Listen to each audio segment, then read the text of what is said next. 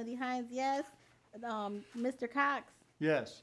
and And the board's going to take a 5-minute recess. How's that? And I'm going to get coffee. She escaped when I wasn't looking. that's funny. She said in her case, it would be personal. Is Mr. Sorrentino here?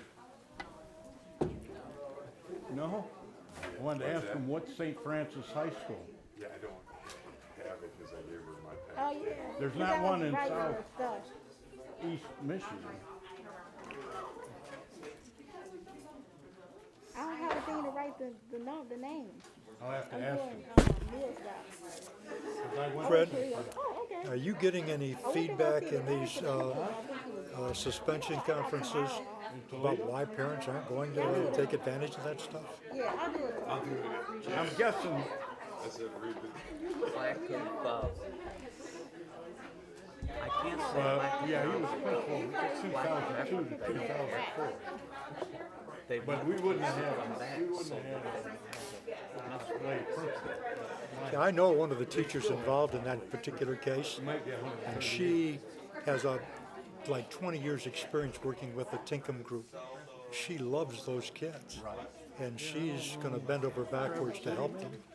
Could be. And fortunately for that kid, he didn't get too out of line, because she also is an expert in the martial arts. Well, it's like I said earlier, that Did you pause for me? I'll be right back. Oh, I was trying to hurry up. I'm sorry. Yep, we're here for him. Miss Yep. May had a great idea.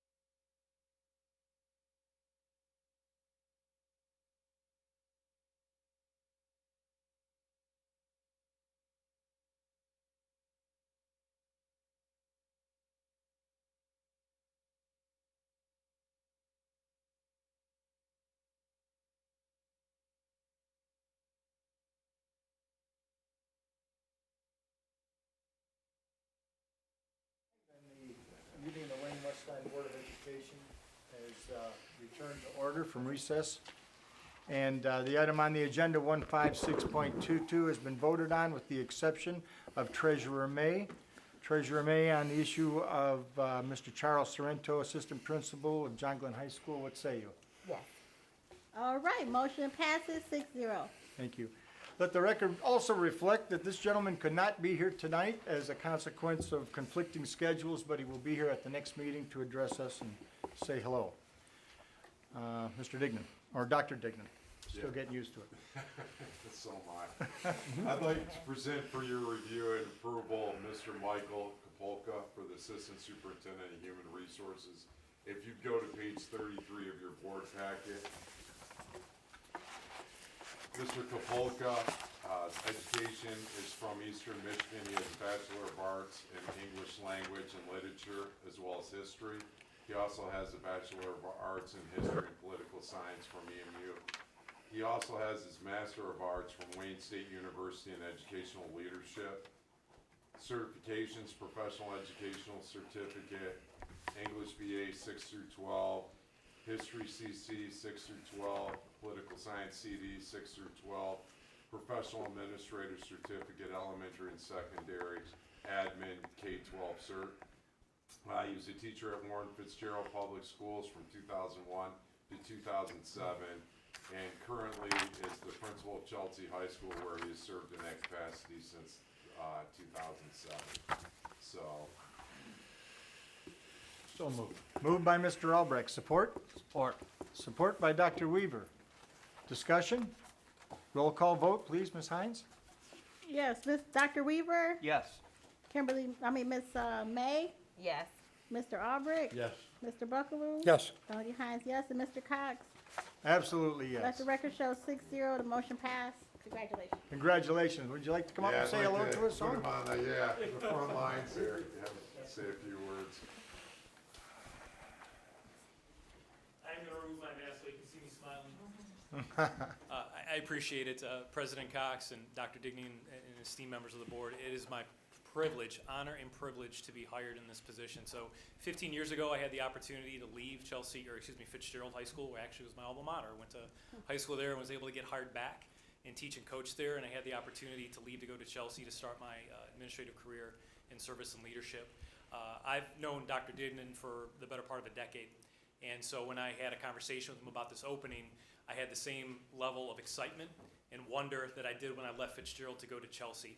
And every interaction that I had, and I had an opportunity to interview, and was fortunate enough to be able to do that, and really humbled for this opportunity to step into this community to help lead and to help serve. Thank you so much for your vote this evening, and I appreciate it, and I can't wait to start. We're very happy to have you here. Chelsea's lost. Fine school district, but we're glad we won. Thank you very much. Me too. Thank you.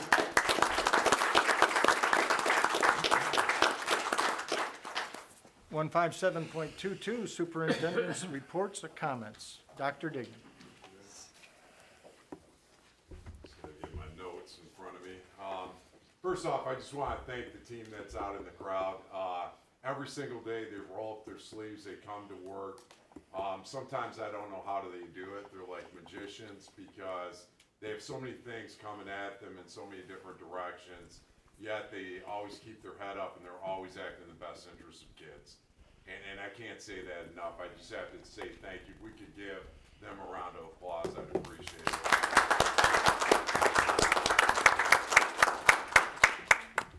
I want to thank our faculty, staff, students, and families that continue to give for the advancement of our students, our school, and community. Again, it's my deepest appreciation for their ability to make miracles happen every day. I also want to thank the students and staff, the Westland and Inkster Police Departments, again, for our lockdowns last week. They were handled professionally. Again, I really thank the Westland and Inkster Police Departments that responded so quickly to serve our community. The NFL flag games and cheer at Eastern Michigan University concluded this past Saturday at Reinstatement Stadium.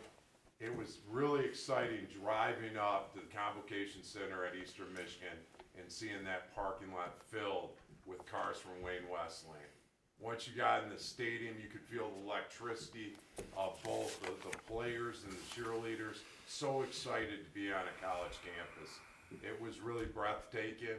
We saw some things that we want to do differently for next year, but again, what a great experience for our kids.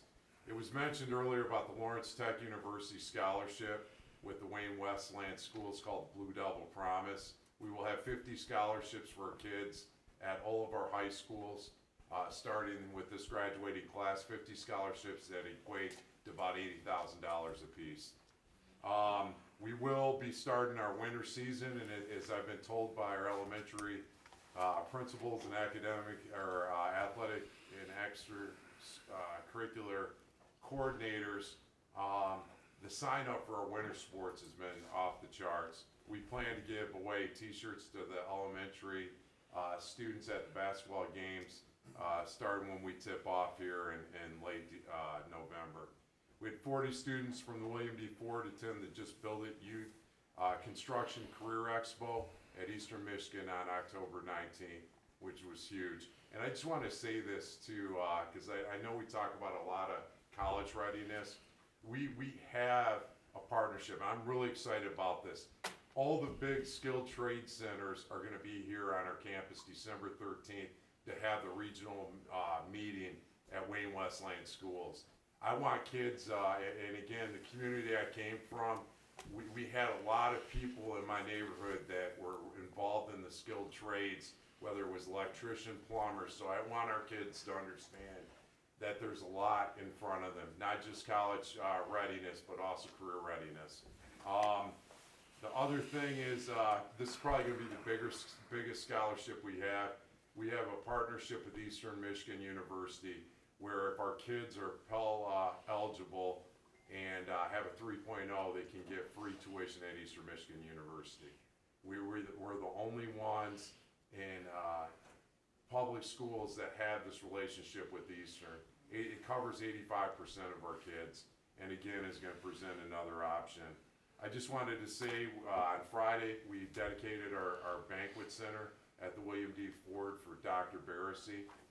Dr. Barrissey was the longest serving superintendent in Wayne Westland Schools. He served for 17 years, was a student, a product of the school district, and kind of rose up the ranks from teacher to assistant principal to principal, and just gave so much of his life. And so it was kind of a great honor to see him and his family there on Friday and dedicating our banquet facility in his name. And he came up to me on the side and just said, you know, it was a great honor, something I'm never going to forget. And to cement his legacy in Wayne Westland Schools was so big. So I'm going to end it there. I know I can get long-winded. I apologize for jumping on my soapbox a little bit, but we have a lot to be proud of here. Thank you, Dr. Dignan. Next item on our agenda is the citizens' comments portion on non-agenda items. Several people have filled out blue forms. Ms. Hines, if you would read the first name, I invite you, once your name is read, to come to the lectern, and you'll have 3 minutes. So I would like to have Miss Elaine, is it Radley? Okay. Please come to the podium.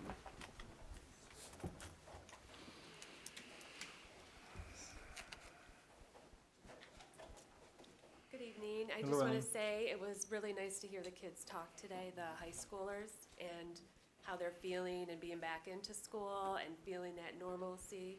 It really warmed my heart because these kids have been through a lot. So, with that being said, my name is Elaine Radley. I have a sophomore at John Glenn High School.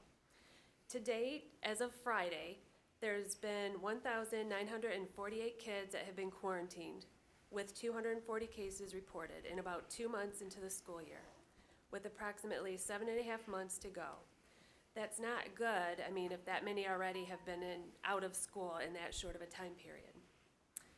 Out of the data, I have been asking over and over how many of those kids have actually become sick with never any luck in being provided that information. You absolutely should be able to provide that number, which you all should want to know. I mean, if they're out of school for 10 days, 14 days, are they getting sick? Are they not?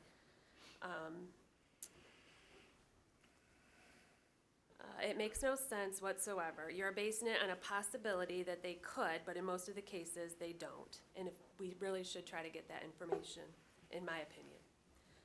What I can tell you is I'm seeing many kids becoming lazy and not caring or interested about school any longer.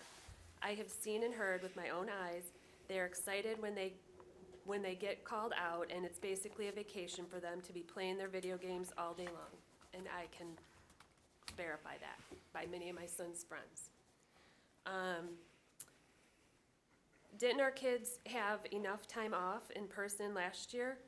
With this district, we were only 24 days of in-person learning. I don't think that the quarantines are really helping the kids at this point. I feel they should be monitored for any symptoms. I mean, I don't think, that's, again, my opinion. and a lot of other parents.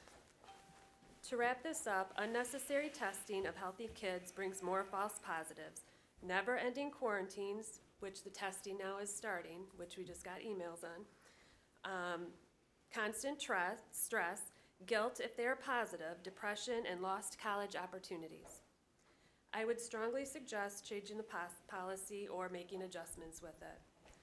I feel the avenue of testing for unvaccinated kids, which only is 2 days less, is not helping these kids at all. Many feel the same, but are not comfortable speaking up. I will not stop advocating for my son and for all these kids. Thank you. Thank you, ma'am. Ms. Hines? Next, we have a Jessica, is it Goebel? Goebel, yep. Goebel, thank you.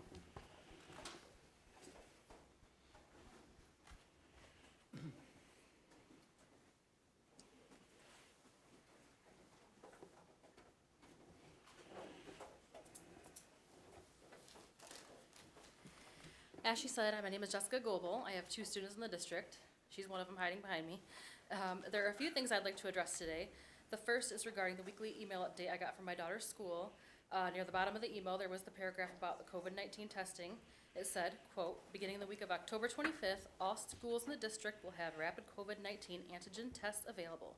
These tests will be administered to unvaccinated, asymptomatic staff and students who are currently quarantined and would like to return to school on day 8 instead of day 10 of quarantine.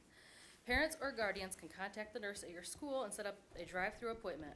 The test results will take 15 to 20 minutes. Parents and students or staff are to remain in their car until the test is complete. The attached letter further explains this process in the consent form, end quote. I have a few problems with this. First of all, I want to know why I found out this 3 days before it's about to begin and at the bottom of an email from my daughter's school, and then not from the district until 5 p.m. last night, the day before. Also, why is it only for unvaccinated when we know vax people can get it and spread it just as easily? In fact, per the CDC, 40% of COVID deaths last week were vaccinated, so why the discrimination? While I know this testing is voluntary, I think it's ridiculous to be doing this. I've already instructed my kids that they are never ever to allow anyone at school to perform any medical evaluation, medical testing, medical procedure, nor medical treatment on them. The second thing I wanted to bring up is the new budget law the governor signed into law on October 1st. I'm sure you're all aware of this, but in this budget law, in section 250, it reads, the director or local health officer shall not issue or enforce any orders or other directives that require an individual in this state who is under the age of 18 to wear a face mask or face covering. I know she said that that part was unenforceable, but she does not have the authority to determine that. Only a judge can do that. She was unable to line veto it, she signed it as it was, and even despite her comments, it is law. The Wayne County Health Department, along with about 9 or 10 other counties, I believe, in the state, are blatantly violating this new law. So my question is, why are we still following their order? We've been addressing the issue with them too, and there are lawsuits in the works. Lastly, I know they are pushing to get the COVID vaccine approved for ages 5 to 11. I'm not an anti-vaxxer by any means. My kids are up to date on all their immunizations, but we don't do the flu shot, and we will not be doing this one. Once they approve it, if it becomes mandated for my kids to attend school or they are forced to wear a mask because they are not vaxxed, my kids will be unenrolled immediately. In fact, I can guarantee you'd lose a lot. Is it really worth it to sell our kids' health and safety for all this COVID money they're throwing at you guys to follow their unconstitutional mandates? Well, where there is risk, there must be choice, and that is all we've been asking for. Thank you. Thank you, ma'am.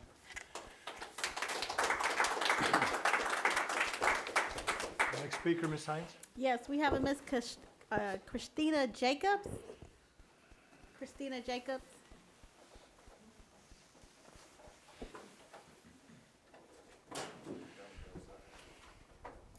Hi, my name is Christina Jacobs. Can you hear me?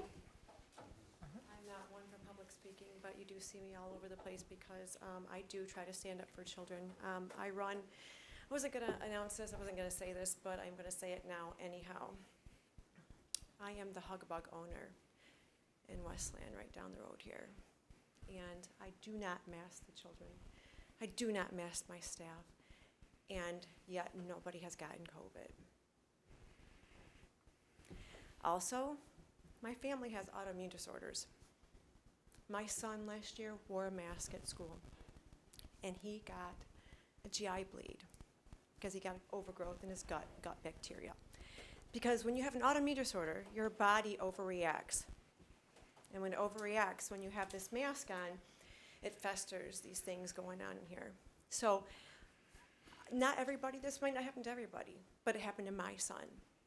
And so I had to deal with that. And then when he came time for testing, this is off the topic, he got a false positive. So then we had to cancel the testing. And then we had to go through more stuff and then more stuff because we couldn't get into this doctor and we couldn't do this. So a big fiasco. So this year he's not wearing a mask and he's doing wonderful. But I pulled him out of the school here because I'm not going to put him through that. Because not only that, but the emotional effects. And Miss Hines, is that your name correct? Yes, ma'am. I can see that you, I mean, not to say that the rest of you don't care. I don't want to ever put that in anybody and put words in anyone's mouth. But what I do know is that when I hear the compassion of the needs behind the children, I say that because you take a little child and you put a mask on them. They're touching it all day long. They're contaminating things because as soon as you wash their hands, they're touching something else. And I can tell you, the last time I was here at this board meeting, you touch your face and you don't think about it. It's more contaminating than not wearing it, okay? I'm here to say that. I can tell you that all day long because I live it and I've seen it, okay? When the children were masked, I was watching it every day because I've been in the community and I've done a lot of different things in the community, so I know. All right, so with that being said, all these germs that, are floating around with these children touching these masks and whatnot, they're also losing a lot of emotional skills. A lot of emotional skills. It's gonna affect them for the rest of their life. The rest of their life. And I say that because when you talked about expelling a child, I've been there, I've done that. And it hurts me, with all due respect, to do that to a family because, again, I do see what happens to that child when they go home. I do know. And if a child's on board, absolutely, do everything you can to get them back if the family is participating. But they can participate, but doesn't mean that they're actually participating, even if they're telling you they are, right? So at the end of the day, you have to look at the picture for all children, okay? For all children. And Time's expired, ma'am. okay. Thank you for your comments. And last we have, is it Elliot Thompson? I'm sorry, I want to pronounce it correctly. How? Yes, Elliot Thompson. Okay, thank you, Elliot Thompson.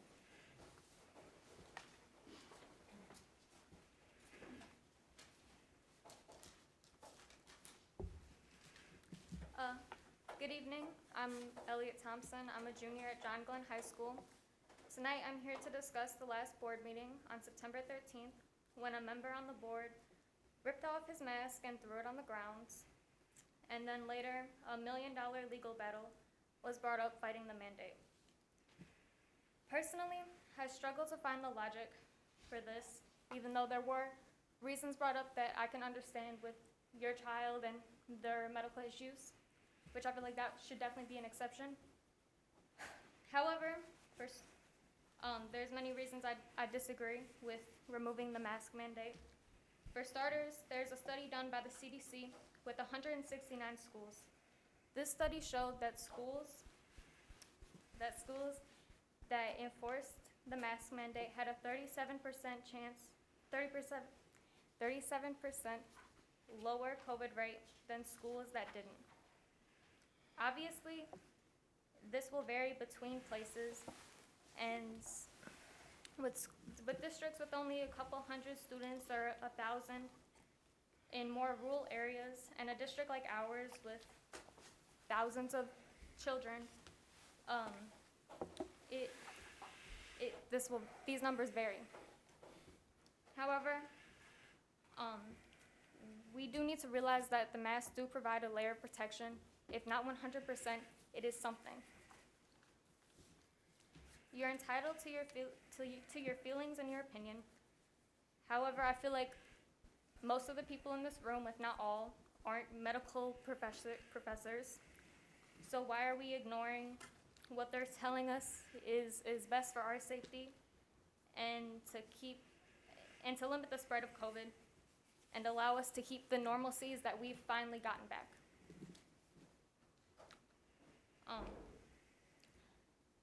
Maybe instead of wasting the millions of dollars that would go into this legal battle, we can put it into something that our students can actually benefit from, like the families with low income and who are struggling to afford food.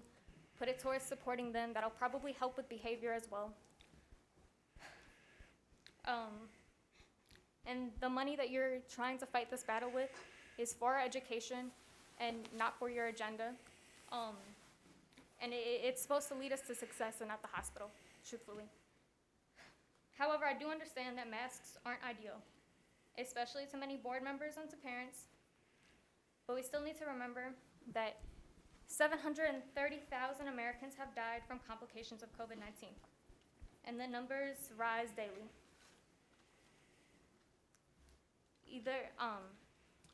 Time has expired, miss. Okay. Thank you for your comments.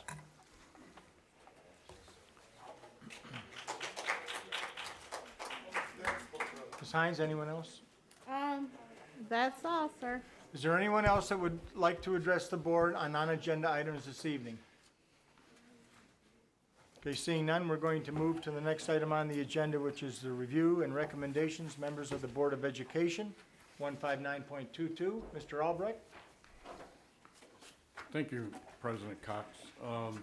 First of all, I want to thank Andrea and Lede for their work in the Pledge of Allegiance tonight from Elliott Elementary. I really want to make a comment that we heard from Victoria from Community High School about the mental health time they spend on Wednesday afternoon.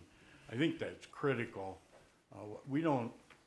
I've been involved in education a long, long, long time, and we never gave students that opportunity. And I think that's really an important part of their growing, especially if they feel free to be able to speak about what is on their mind and what is challenging them. The last thing I want to talk about, and I chose not to speak during the time we were talking about a reinstatement resolution, because I didn't want to influence other members of the board's decision, in that we were making a decision based on the information that we had. I was intimately involved in that process for 16 years in this school district. And as I recall it, once the process began, it was about how to get that student reinstated. It really was, because it wasn't supposed to be a permanent thing, even though the state school code uses that term. It calls it a permanent expulsion. Goes on to explain that that really means 180 days, which is one school year. There's no requirement in the state school code to provide assistance to the family. There's none. It doesn't bar you from providing assistance, it just doesn't require you to do that. Finally, it's disappointing to learn that some parents, as some of ours are here tonight, that some parents don't get that involved in their children's education. In particular, in the last 10 years, with all of the possible opportunities for a child to be educated, even though they have been expelled from school. The primary thing that we would look for as an educator, not necessarily as a board member, but as an educator, for a student to be reinstated, is what did the family do about their education during that time they were gone? And the opportunities are out there. And that should happen. We look for what kind of grades did you get? And they didn't have to be A's or B's, just did they make some effort to pass some classes? And then finally, and the public ought to know this, that a typical reinstatement includes a strict behavioral agreement that the family signs, that they understand that if I don't meet my behavioral requirements, that process is going to be a little quicker the next time. So it's there for it to happen. I agree, by the way, with a couple of my colleagues that we've had 4 in a row that weren't reinstated, because typically that's an unusual number for that to happen. But the process is there. We want to see students given a second chance, but it's critical that parents be involved. Really critical that parents be involved in their education, because they're our